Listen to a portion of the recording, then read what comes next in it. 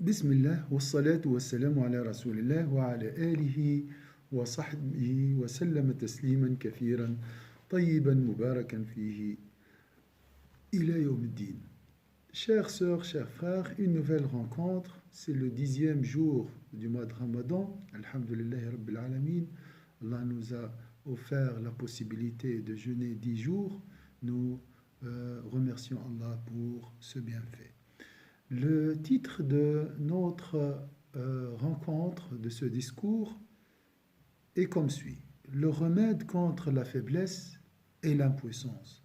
Le remède contre la faiblesse et l'impuissance, ou la puissance du dua, l'invocation.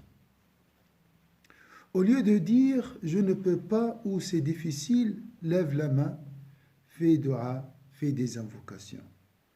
Au lieu de dire « je suis incapable » ou « c'est impossible », dis « oh Allah, j'implore ton secours ».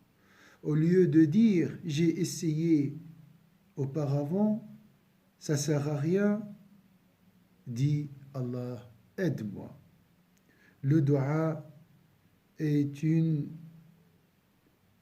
manifestation de la puissance divine. Est une manifestation de la puissance divine. Implore le secours d'Allah avec certitude. Implore le secours d'Allah avec certitude. Implore le secours d'Allah avec cette certitude. Allah, la sagesse dit, quand il délie ta langue pour demander, sache qu'il veut t'exaucer. Quand il délie ta langue pour demander, sache qu'il veut t'exaucer. Parce qu'il veut m'exaucer, Allah m'a permis de lui demander. Quelle beauté! Lorsque tu lèves la main pour demander, lorsque je lève la main pour demander, je crois que c'est Allah le seul, l'unique qui peut m'aider. Dis à Dieu, je me confie à toi. Lorsque tu fais le dua, tu dis à Dieu, je ne me confie à personne et à aucune chose. La force de l'invocation émane de la force de l'unicité de Dieu. Le hadith dit l'adoration et l'invocation. L'invocation d'Allah est une force, est une manifestation. L'invocation d'Allah est la mise en pratique de l'unicité de Dieu. Lorsque tu invoques, tu veux dire à Dieu, à Allah, j'ai besoin de toi et j'ai toujours besoin de toi. Au moment où tu lèves la main pour demander Dieu, l'invocation remplit ton cœur d'espoir. Parmi les meilleurs cadeaux de ton Seigneur, c'est lorsque tu ressens que tu dépends totalement d'Allah. Parmi les meilleurs cadeaux de ton Seigneur, c'est le moment où tu ressens que tu dépends totalement d'Allah Azza wa Jal.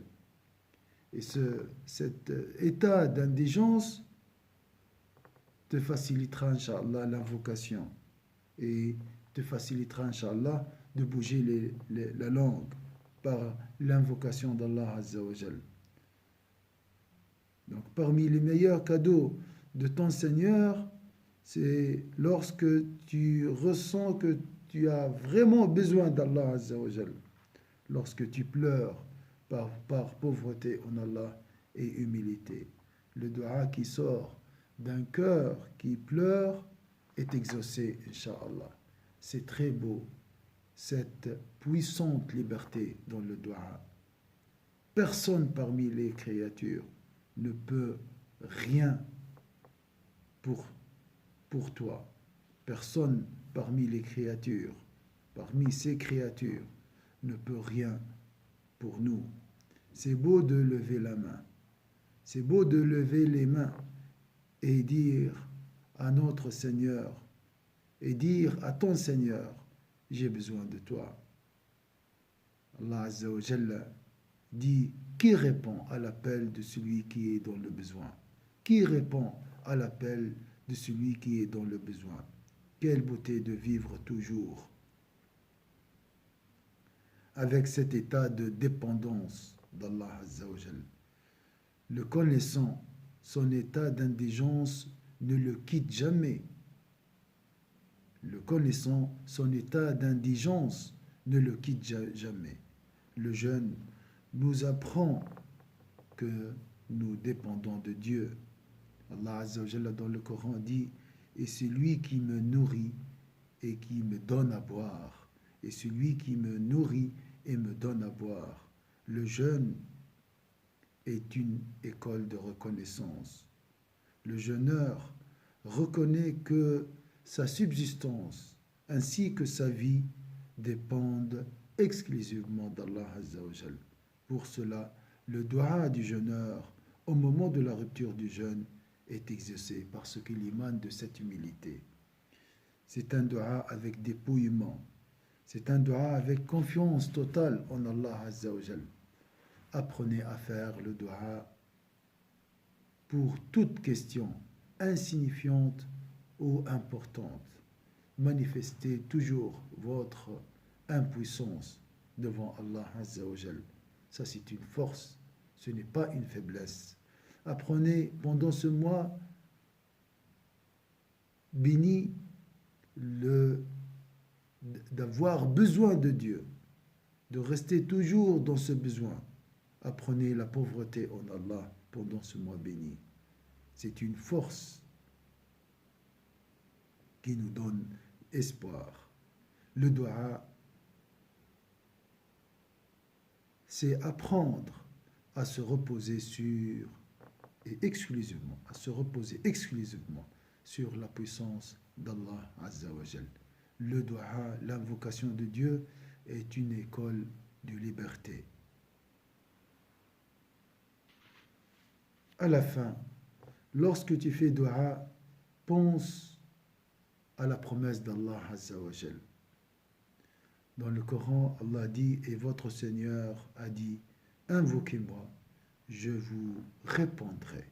Invoquez-moi, je vous répondrai. Regardez cette certitude. Tu invoques, la réponse est immédiate. Il n'y a pas Inch'Allah, si Dieu le veut. La réponse est immédiate. Et Allah, vraiment, ne manque jamais à sa promesse. Il faut avoir cette certitude aussi.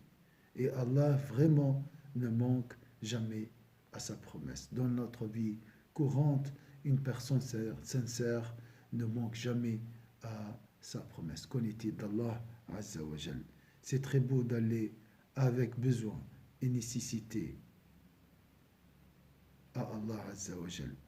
Dis à Allah, j'ai toqué toutes les portes sans résultat et me voilà debout. Je suis venu devant ta porte et me voilà. Et voilà, je suis venu devant ta porte et je reste devant ta porte avec espoir qu'elle s'ouvrira, Inch'Allah.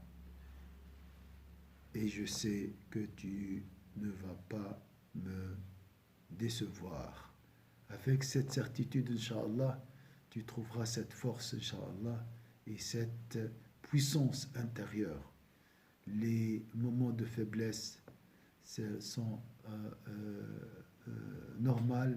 C'est normal de subir des coups de faiblesse, des chutes de puissance, mais voilà, nous avons toujours l'accès à travers le dua vers la puissance divine.